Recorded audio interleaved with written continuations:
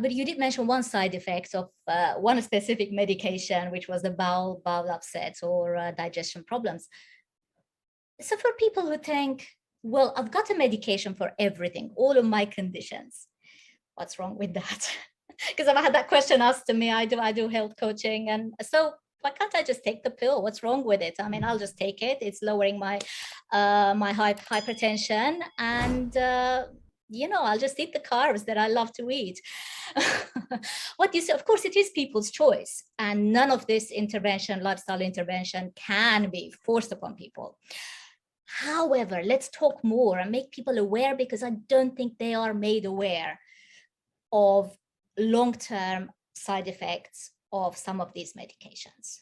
Yeah, I think it's a really good point, and good to highlight that it's very much what the patient wants to achieve. I think an important thing, certainly from my point of view as a doctor, is making sure that they're doing what's called informed decision making. So they truly understand that decision they're making, and really taking medication to deal with a problem that's secondary to lifestyle, they shouldn't really view as on a par with fixing the root cause.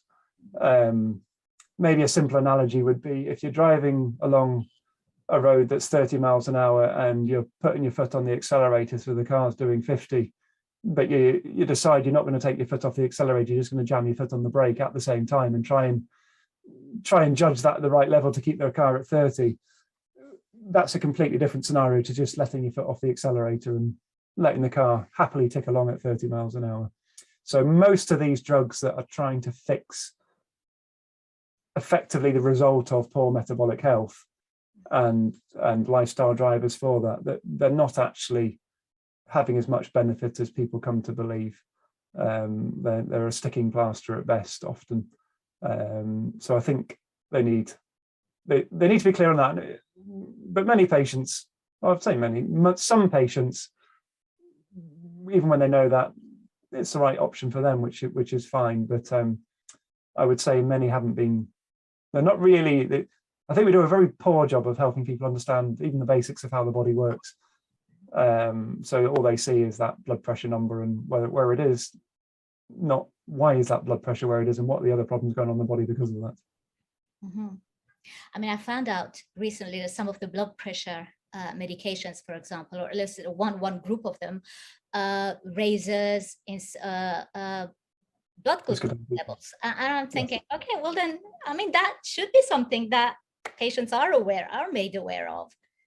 Yeah. The thiazide diuretic blood pressure tablets, they increase your risk of type 2 diabetes, which doesn't really help the situation, because the more insulin resistant you are, the likelihood that your blood pressure is going to be stuck higher up.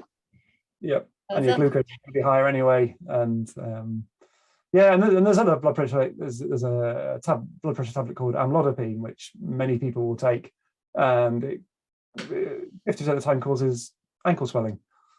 And so we're kind of fighting the ankle swelling, and people are putting up with a bit of ankle swelling, but actually, again, blood pressure can improve quite significantly. Some people, but not everyone, so I wouldn't want to overpromise, but for some people that say, well, let's address the metabolic health, let your blood pressure improve, so I'll get you off the drug and everything's good. And another drug with diabetes, metformin, fascinating. So many people take metformin for type 2 diabetes, but I've found over the years, and I've worked in a few different practices, so I sometimes pick up patients that may not have had a in-depth lifestyle chat and been on metformin for years, not realizing that it's the metformin that's been upsetting their gut. So metformin for at least a quarter of people, at least, probably more, causes diarrhea, changes your taste, bloating. And many of them just hadn't been pieced together that this was the cause. They'd been off a colonoscopy, so cameras up the bottom. They're on drugs to try and constipate them. I've had patients that almost can't leave the house, like widowed and kind of lonely, but can't leave the house because their bowels are so upset. You stop the metformin within 3 days. The bowels are better, which is, I'm kind of laughing at it, that it's so ridiculous, but it's such a simple, sad situation. But thank you for mentioning that. I didn't know that about metformin, but I was fascinated recently when I heard that some type 1 diabetics now are requesting their GPs to prescribe metformin for them to help them with insulin sensitivity.